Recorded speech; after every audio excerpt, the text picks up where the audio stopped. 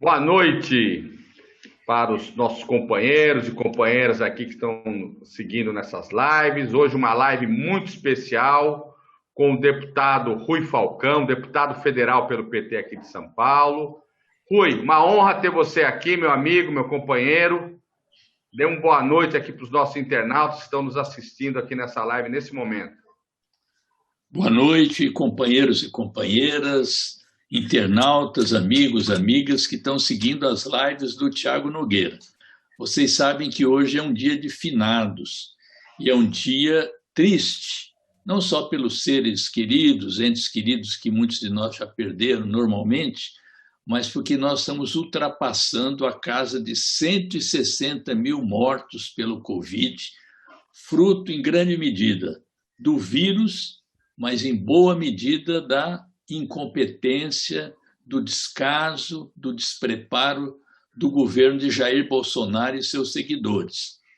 Então, Tiago, vamos nos lembrar disso e lutar para que o país tenha um governo diferente, tenha novas formas de administração, que se preocupe com o povo, que se oriente pelas disposições da ciência e não fique aí com bravatas cujo resultado essa estatística dramática que a gente é obrigado a relembrar para que isso não se naturalize. Então, é com essa lembrança que eu queria iniciar esse bate-papo com você, com muito otimismo, com muita segurança, que a sua campanha, a campanha do PT, a sua campanha que é politizada, que é informativa, que tem propostas, tem que ser vitoriosa para que a população de Santo André tenha um representante que cuide dos seus interesses. Ô Rui, e assim, a propósito, a semana que vem eu vou fazer uma live sozinho, que é um Thiago Nogueira Responde. E eu escolhi a dedo fazer a minha penúltima live com você, não só porque você é meu deputado federal, em quem eu apoiei, fiz campanha, pela importância que o Rui Falcão tem na redemocratização do Brasil, na luta contra a ditadura, tudo que você representa, Rui, que é um orgulho para o PT, mas porque você aqui em Santo André, que você conhece essa cidade, já esteve aqui várias vezes, você teve na sua última eleição aqui mais de 2.500 votos. Então, eu também quero que você fale para esse seu eleitor andreense da importância da nossa campanha agora nessa reta final. Né? Então, Rui, você que é um companheiro que eu estimo, que eu tenho como referência, eu sei que nós vamos fazer uma dobradinha importante de parceria, eu como vereador, você como deputado federal, para pensar em projetos, em mobilizar, em organizar o povo de Santo André. Né? Mas eu também tenho uma visão estratégica do seu potencial de voto nessa cidade, que foi muito grande. Então, eu queria que você falasse também com esses seus eleitores, né? Você que andou por aqui, que fez campanha, que tem várias lideranças, e vários dos quais que apoiaram você estão comigo hoje aqui na minha campanha. Então, também pensei nessa live especial com o Rui Falcão, para a gente tocar o coração e mentes desses militantes nessa reta final. Com certeza. Foi uma campanha de muita participação aí. Nós visitamos favelas, visitamos projetos de moradia, reunião com artistas. Foi uma campanha muito rica, que me deixou muita experiência também. Eu já tinha várias vezes participado de eventos aí em Santo André, em outras campanhas, desde a época do Celso Daniel, saudoso Celso Daniel, e eu tenho certeza que a sua eleição vai permitir, inclusive, que a gente possa não só fazer projetos conjuntos, mas poder destinar com propriedade, com muito critério, emendas para ajudar projetos na cidade. Porque você já foi vereador, você já foi secretário, você conhece a cidade na palma da mão, para que a gente não desperdice recursos, não invista nos lugares que não precisam. Então, faço questão, peço até para todos os eleitores e eleitoras de Santo André que me honraram com seu voto, que possam escolher você para vereador. Eu acho que é uma escolha 100%, uma escolha que não tem erro, pela sua trajetória, pelo mandato que você já exerceu, pela sua atividade partidária, de compromisso com as causas da população, principalmente daquela que mais precisa da ação da prefeitura. Né? Então, eu faço esse pedido, boa lembrança, tenho certeza que votar em você, essas pessoas votarem em você, é a mesma coisa que quando votaram em mim. Quem me escolheu pode escolher você agora, que eu estarei sumamente bem representado. Não? Rui, baita orgulho, fico super feliz, né, ter uma declaração de apoio, como você já deu outro dia, já coloquei, já publiquei aqui, mas agora aqui ao vivo, isso só nos cresce a nossa responsabilidade e o nosso otimismo, né, porque nós, à esquerda, vivemos o tempo todo no sonho, a gente acredita na mudança, numa vida melhor, né, Rui? Eu queria que você falasse um pouquinho do panorama, você que tem acompanhado as eleições do PT em várias cidades, como é que está a esquerda, o Partido dos Trabalhadores, em outros locais, o que o povo brasileiro, a militância do PT pode esperar desse processo eleitoral que nós estamos agora praticamente há 13 dias das eleições? Bom, primeiro, é uma coisa que você já sabe, né? Eleições para nós, elas são importantes, são um dos aspectos que configuram a existência de uma democracia ou não, mas elas não são tudo. Aliás, nós fazemos a política no dia a dia e não só a cada 2 anos. Isso é uma coisa, inclusive, que me leva a te apoiar, é isso, é que você, com mandato ou sem mandato, você está sempre ajudando a organizar a população, a esclarecer, a informar. Então, a eleição é um momento da vida política do país e nós lutamos por um objetivo maior do que simplesmente conquistar voto. Nós queremos ajudar a organizar a população para poder ter governos democráticos e populares nas cidades, nos estados e no país. Nós fomos vítimas de um golpe que derrubou a presidenta Dilma, eleita democraticamente, sem cometer nenhum crime, e estamos sofrendo os efeitos desse golpe até hoje. Um governo ditatorial, autoritário, e com 14% de desemprego. Entre os jovens, Tiago, está chegando a 30% a taxa de desemprego de jovens até 25 anos. É um drama, isso é uma verdadeira cicatriz na história desses jovens, né? Então, nós temos que fazer uma campanha, e você faz, que esclareça a população sobre o momento que nós estamos vivendo. Hoje, há uma retomada do pensamento de esquerda.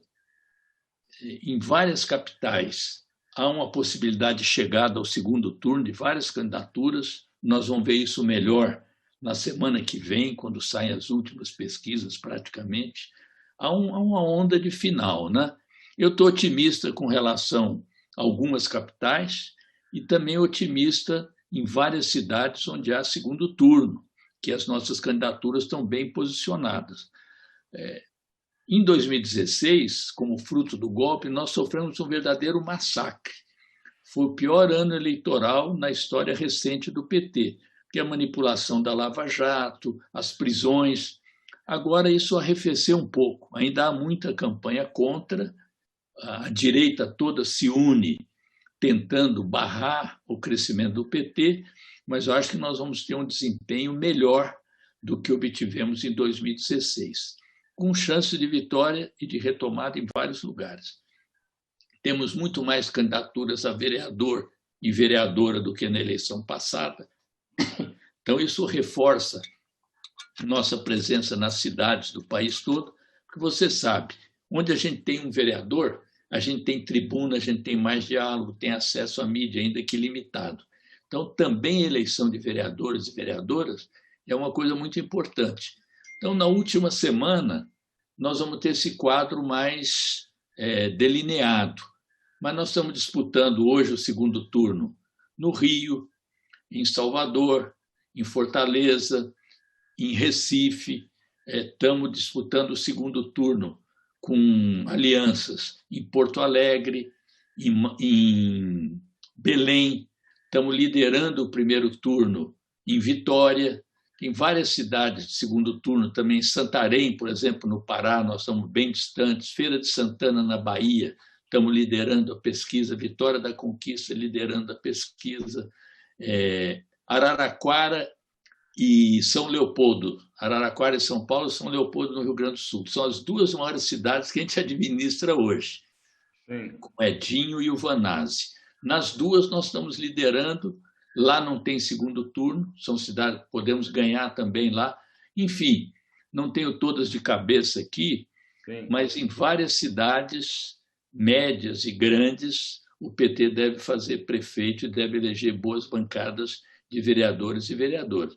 E seguramente aqui em São Paulo, no ABC nós estamos disputando, né? Estamos disputando em Guarulhos, estamos liderando a pesquisa. Diadema, nós também estamos bem. Mesmo aí em Santo André, a pesquisa de 10%, a última, para Beth Sirac, embora o prefeito esteja na margem de 50%, a eleição é sempre imprevisível. Essa arrancada final com a militância nossa pode ainda mudar o quadro da eleição.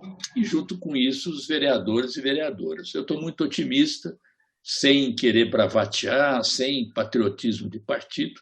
Vamos ter que fazer um bom balanço depois do dia 15, e em alguns lugares depois do dia 29, porque eu acho que, independente do resultado eleitoral, nós precisamos mudar a nossa estratégia partidária.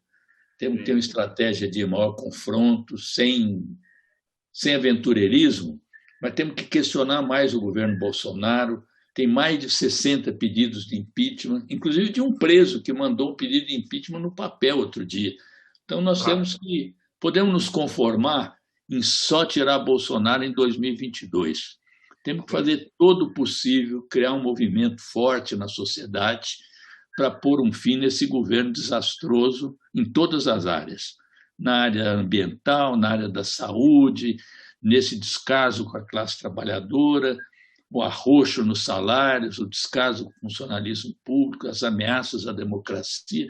Temos que jogar o partido mais nessa direção e menos contemplação e menos conciliação. Perfeito. Rui, eu falo o seguinte, o PT é um partido de chegada, né? A gente tem, historicamente, sempre uma arrancada. E o momento é agora. Nós estamos entrando numa fase que é a reta final. Evidente que quem está na máquina durante a pandemia se beneficiou de uma exposição por conta que estava todo mundo com medo do vírus, o comércio foi afetado, as escolas foram fechadas, uma série de atividades econômicas tinham uma dependência dos prefeitos e eles ficaram, eu diria, navegaram nessa onda durante meses, com a exposição na mídia, superexposição, e isso acabou beneficiando um processo eleitoral. Porém, as consequências econômicas têm sido desastrosas. Eu tenho percorrido vários bairros aqui da cidade. Esse final de semana mesmo eu estive lá na Alzira Franco, eu fiz várias visitas, pequenas visitas com todo o cuidado que a situação nos impõe com a pandemia, mas invariavelmente, Rui, a gente vê numa família muitas pessoas desempregadas, pessoas que tinham uma atividade econômica, um bico, eram autônomos, sem renda, sem salário,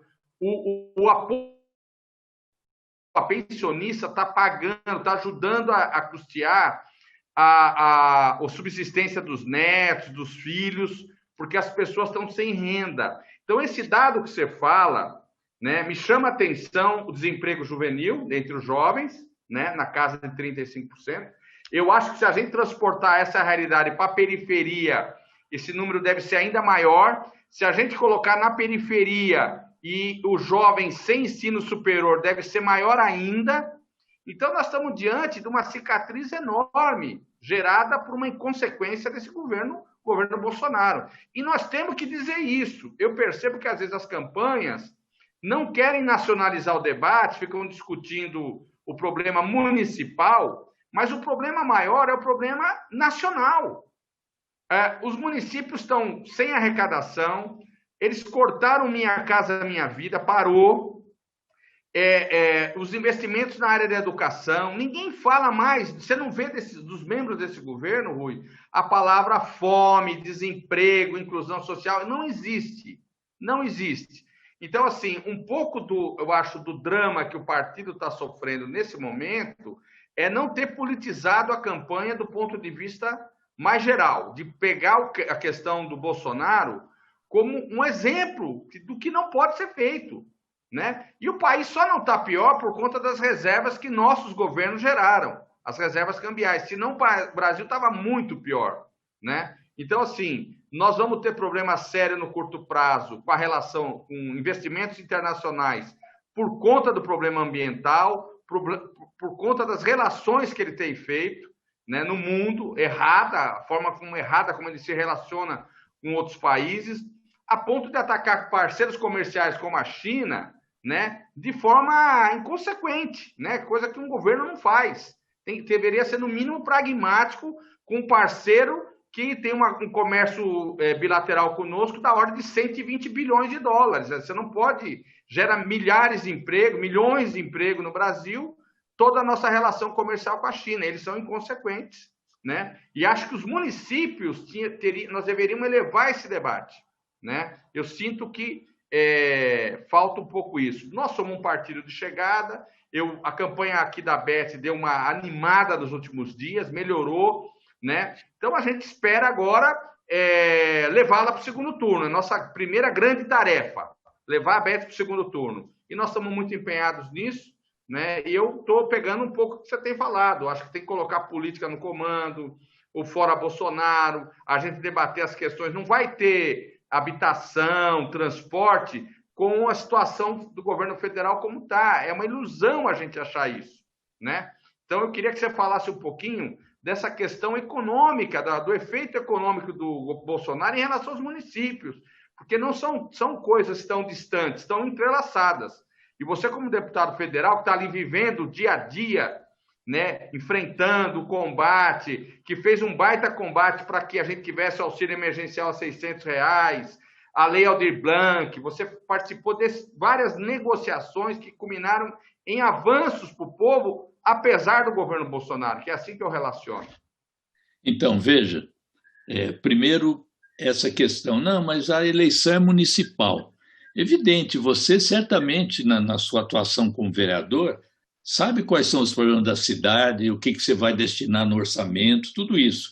Agora, nós vivemos também, primeiro, de repasses e recursos do governo federal e do governo estadual. Você falou do programa Minha Casa Minha Vida. O problema da moradia não vai ser resolvido só em Santo André. E o Minha Casa Minha Vida faixa 1, que atinge justamente a maior parte do déficit habitacional, as pessoas que têm renda de até um salário mínimo e meio, esse programa está paralisado. Sim. A educação, você falou da educação.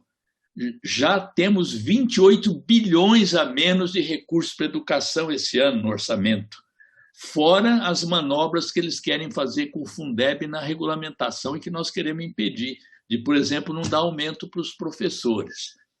E o auxílio emergencial, que você bem lembrou, ele só foi conquistado a 600 por causa da ação do PT e dos partidos de oposição.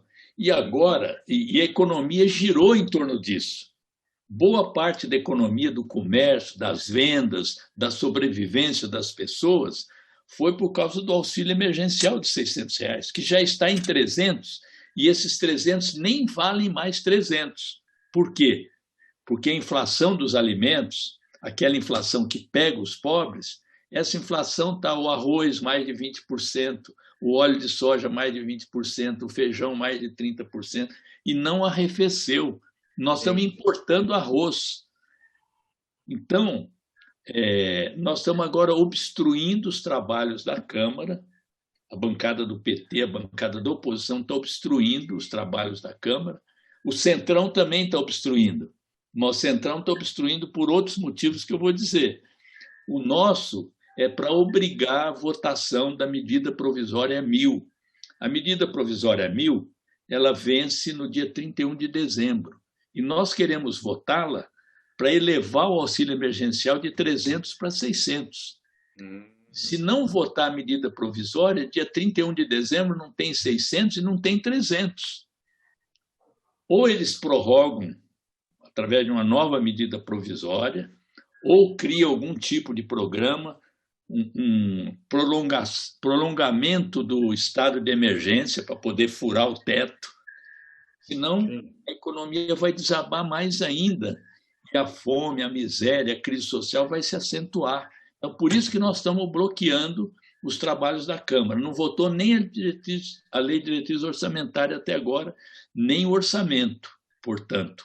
E o Centrão está bloqueando porque ele quer a presidência da Comissão de Orçamento, que, por acordo, ia para um deputado que não é do bloco do Centrão hoje. Então, são dois motivos que, no resultado final, estão obstruindo os trabalhos da Câmara, né?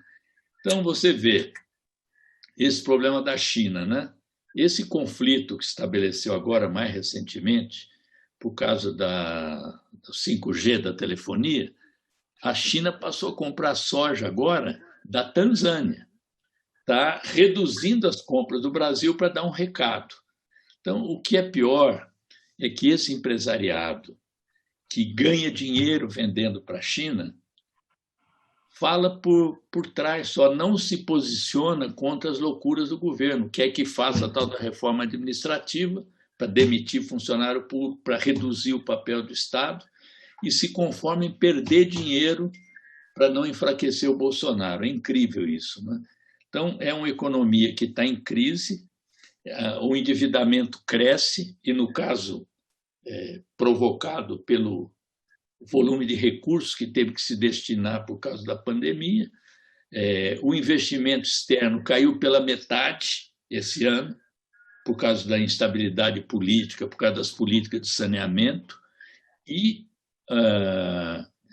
política ambiental, e a retirada de recursos do investidor aqui dentro já está em mais de 80 bilhões de dólares. Então, o que está dando um mínimo de estabilidade para as contas públicas no geral, para não ter uma crise internacional em cima do Brasil, são as reservas internacionais que nós deixamos aqui e que já estão sendo queimadas. Eles já estão queimando para evitar uma desvalorização maior ainda do real, porque o dólar tem crescido, já chegou a ultrapassar R$ 6 e agora está em 5,80. Então, uma política econômica desastrosa. Essa lei do teto eu chamo de lei da prensa, porque ela pressiona para baixo os salários, os direitos, e pressiona tanto que quebra o piso, que é o piso constitucional da saúde e da educação, que eles também querem mexer. Eles não querem a destinação desse mínimo constitucional para a saúde e para a educação. Então, essa é a política econômica do governo Bolsonaro, que é respaldada por um bom setor do empresariado, que não concorda só com o jeito grosso, mal educado do Bolsonaro. Eles só criticam os modos, mas a política eles defendem, que é o fundamental. Então, esse é um debate que a gente tem que fazer na eleição, porque não adianta ter grandes projetos para os municípios se a gente não fizer a economia girar, porque senão não tem arrecadação dos municípios, não tem venda do comércio, não tem, portanto, arrecadação de ICMS, não tem serviços, então não vai ter arrecadação de SS, e não sobra um recurso para educação, para saúde, para fazer obra, para fazer asfalto. É nisso que tem relação da questão local com a questão nacional. Quer dizer, esconder essa questão, mesmo que o prefeito ganhe a eleição depois, ele vai se ver mal com os eleitores, porque não vai cumprir o que prometeu, porque ele não tem autonomia e não vai ter recursos próprios também para fazer as promessas que ele se comprometeu durante a campanha em qualquer área, em obras, em saneamento, em energia, em saúde, em educação, naquilo que compete à segurança, pequena parcela que compete ao município na segurança, enfim, nos programas de distribuição de renda, na distribuição do leite e assim por diante. Então, é essa questão que está pautando o grande debate nacional. E Bolsonaro não mudará a política econômica por causa dos compromissos que tem. Então, nós precisamos de um programa de reconstrução do país e um programa de transformação do país. O PT lançou um programa outro dia de reconstrução e transformação, que eu acho que precisa ser aperfeiçoado, ele está em debate, mas nós temos que ter soluções globais, porque a crise é sistêmica, é uma grande crise no país e no mundo, que é uma crise desse sistema capitalista, que é de competição e não de cooperação, de exploração, que não busca igualdade para todos. E você vê aqui, para terminar essa parte, aqui no Brasil, durante a pandemia, 42 bilionários aumentaram sua fortuna em 32 bilhões de dólares, enquanto a maioria da população, inclusive a classe média, perdeu rendimentos, perdeu renda, perdeu emprego, perdeu salário e assim por diante. Você tocou num ponto que é dramático. Morre uma pessoa na pandemia agora, mais de 70% tem mais de 60 anos, geralmente são arrimos de família. É isso aí. São pensionistas, são aposentados, então a fonte de renda naquela família desaparece com a morte pelo Covid. Então, essas coisas a gente precisa discutir com a população que está sentindo e está vivendo esse drama. Sim. Rui, e assim, né? Eu tenho um dado na campanha, nas periferias, né? E o que eu percebo é que uma parte da população tem o PT no coração, lembra do governo Lula, lembra do governo Dilma, principalmente do Lula. O Lula é uma liderança que transcende. Então as pessoas falam assim, não, na época de Lula a gente fazia um churrasco, eu comprei esse carrinho, agora eu não consigo trocar, reformei minha casa, o adolescente que se formou. Ou seja, nós temos uma conquista dos nossos governos que está sendo destruída, essas conquistas. As pessoas começaram a perceber isso, que o Bolsonaro fala muito, mas não fez nenhum governo, nada, nenhuma medida para a população. Pelo contrário, as medidas são todas anti-povo, contra o povo, né? Então, assim, o que eu percebo é que o PT tem uma preferência. Eu vou te dar o dado aqui da pesquisa nossa. A preferência partidária do PT em Santo André é 23%. 23% na nossa pesquisa. Então, assim, qual era o nosso desafio agora? Por que a gente fala de levar a Beth para o segundo turno? De a Beth colar nos 23% de intenção de votos do PT, né? Isso por si só já coloca ela numa condição muito melhor, né? Então, assim, e a gente percebe que o povo mais simples fala assim, não, pega o meu cartão, pega meu panfleto, fala, não, é PT, PT tudo bem. Se não fosse PT, eu não queria nem saber. Isso é muito comum. Você tem um antipetismo? Tem, fruto de todo o golpe, de toda eu diria, o processo midiático que foi contra o partido, mas você tem do outro lado, eu diria, na mesma proporção, numa cidade operária como é Santo André, que nós já governamos 5 vezes, um voto petista muito forte, né? O povo, não, se é do PT, eu voto. Então, nós temos que agora, eu diria, dialogar com esta base. É um processo meio que paciente de explicar o que está ocorrendo, o que o PT está propondo, para a gente poder enfrentar o momento atual, que é a disputa com o Bolsonaro. E todo mundo, a rejeição a Bolsonaro é enorme aqui, né? Eu não tenho dado, mas assim, a gente tem o empirismo da gente conversar com as pessoas, é uma rejeição muito grande a Bolsonaro. Então, eu penso que uma campanha colada no fora Bolsonaro, não no fora Bolsonaro no jargão, da política do Bolsonaro, de explicar, olha, o desemprego está ocorrendo, o dólar está afetando a nossa renda, o seu comércio está vendendo menos, o auxílio emergencial está desaparecendo porque nós precisamos derrotar esse governo, e uma demonstração de derrota desse governo é votar nos candidatos do PT agora, né? A primeira grande teste é esse, votar nos candidatos do PT. Eu acho que essa campanha que a gente consegue dialogar com a nossa base, que é o voto 13, para derrotar o que está aí, né? E daí a gente pode fazer as mudanças, fazer um debate. Então, eu como vereador, eu como candidato a vereador, eu me coloco como um candidato que vou ajudar a organizar a população a resistir a esse desmonte.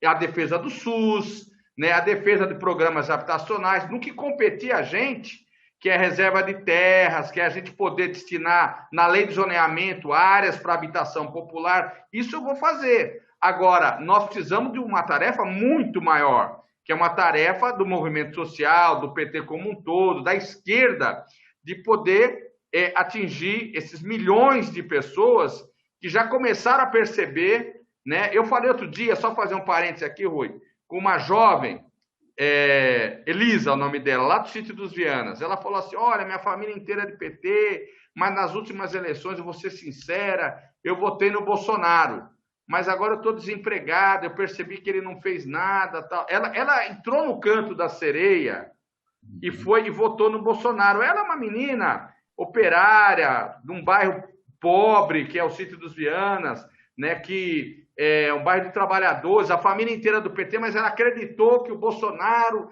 queria consertar. E ela, a primeira vítima foi ela, que ficou desempregada. Então, assim, é um processo pedagógico, a duras penas, que a gente não queria que passasse por isso, mas a população está percebendo, olha, embarcamos numa canoa furada, evidente que ele ainda tem um núcleo ideológico forte com ele, mas uma parcela da população está se deslocando. E eu vou falar a última coisa para passar a palavra para você, Rui. Eu não estou vendo do povo hostilidade em relação ao PT. Aonde eu tenho andado, está um pouco frio em alguns lugares, o cara, não quero, não, já tenho candidato e tal. Mas, em geral, as pessoas estão ouvindo, pegam o material, agradecem, ouvem a gente, eu estou sendo bem tratado aonde a gente tem passado. Então, isso é diferente de 2016, aonde tinha um processo mais hostil ao PT, que hoje não está tendo, né? Então, acho que esse é um processo que nós temos que saber aproveitar para eleger grandes bancadas e voltar ao governo. Eu não sei qual é a sua avaliação disso. Não, então, você falou do desgaste do Bolsonaro. Não é só empirismo, não. Todas as pesquisas estão demonstrando uma rejeição grande aos candidatos que ele está apoiando. É o caso do Russomano aqui na capital, é o caso lá do Crivella no Rio, que pode ficar fora do segundo turno.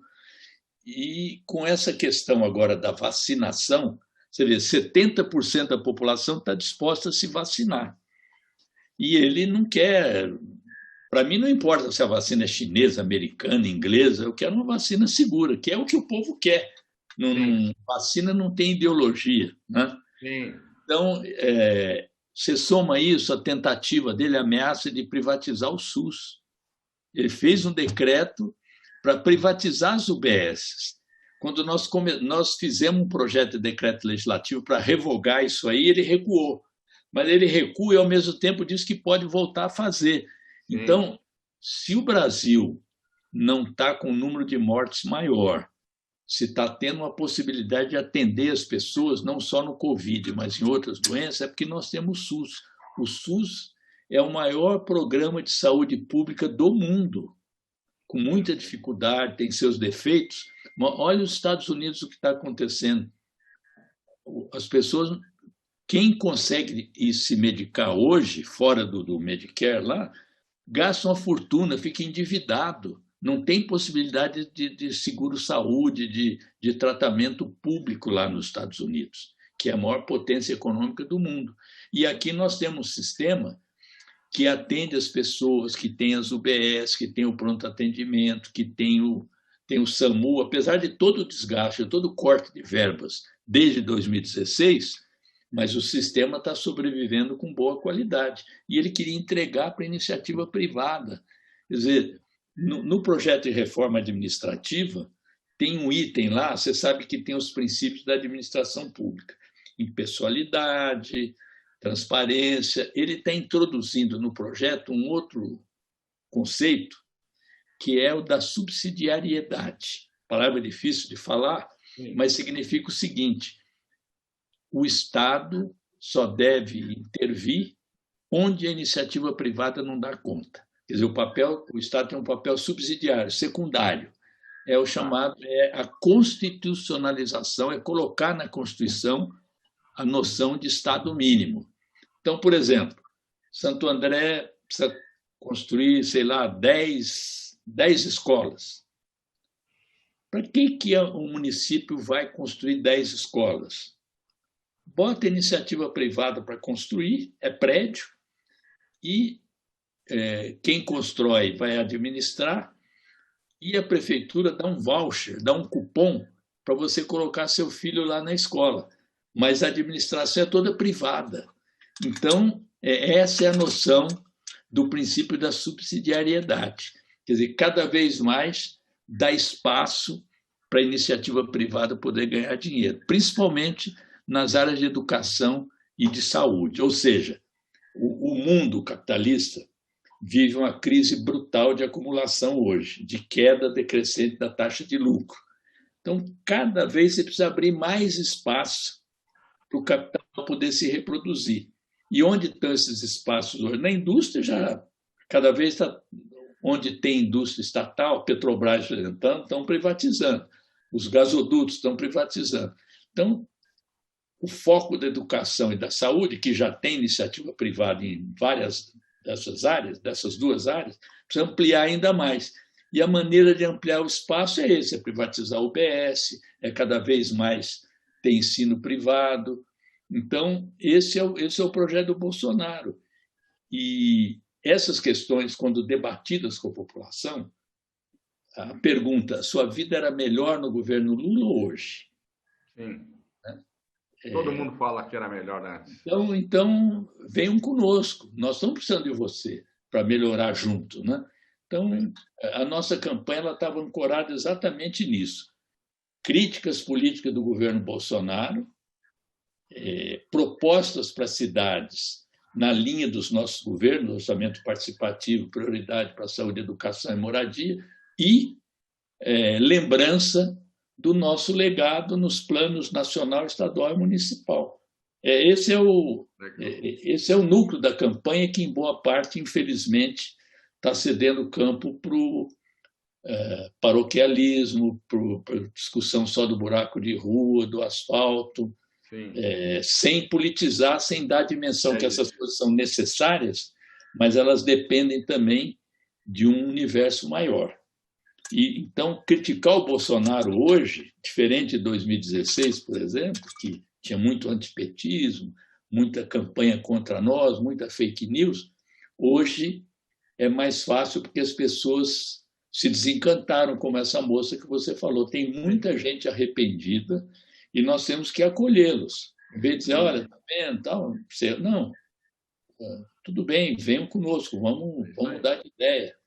Eu acho que isso está acontecendo em larga escala, viu, Tiago? E por isso, essa reta final, com essa narrativa, como se diz, com esse discurso, pode trazer muitos votos para nós, inclusive mudar o rumo de campanhas majoritárias, inclusive. Perfeito. Rui, olha, primeiro assim, né? Você tocou num assunto e nós já estamos aqui no horário da gente fechando aqui nossa live, que a gente tem sempre um combinado aqui no horário. Mas eu acho que você tocou um assunto que eu quero tratar aqui como vereador, que são as OSs, que a saúde ela já tem um processo grave de sucateamento e privatização, e em boa parte também das OS, que a esquerda também não soube tratar, né, no governo, tolerou um pouco essa história das OS. Eu acho que a gente vai ter que fazer, no mínimo, um controle maior sobre essas organizações, aonde elas podem ou não atuar. E aqui na Câmara, no que diz respeito ao combate aqui, eu diria, no município, eu quero travá-lo, né? Rui, primeiro assim, uma honra ter você aqui conosco. Você é sempre aquele deputado que tem muita clareza no que fala, ajuda no debate, né? Eu quero, tão logo acabe essa pandemia, a gente poder fazer caminhadas aqui junto, talvez um seminário aqui em Santo André com a militância do PT para você participar e ajudar a gente, né, nesse processo, eu diria, de reconstrução do PT, de fortalecimento do partido aqui, e a sua presença aqui vai ser fundamental. Já está aceito o desafio, vamos trabalhar juntos aí para pensar algumas emendas, coisas com bastante segurança, que a gente possa ajudar aqui em alguns setores aqui em Santo André. Quero fazer isso, né? Desde já me coloco à sua disposição também, sabe que você é meu deputado federal, tenho orgulho de ter votado e pedido voto para você, porque lá no Congresso Nacional você tem feito o combate que eu tinha certeza que você iria fazer, né? Tão necessária a sua presença lá naquele Congresso. Então, me honra estar com você aqui nessa live, nessa reta final. Estamos muito animados para arrumar firme para a vitória, né? E vamos celebrar isso junto no momento que a gente puder, tá bom, Rui? Agora é com você.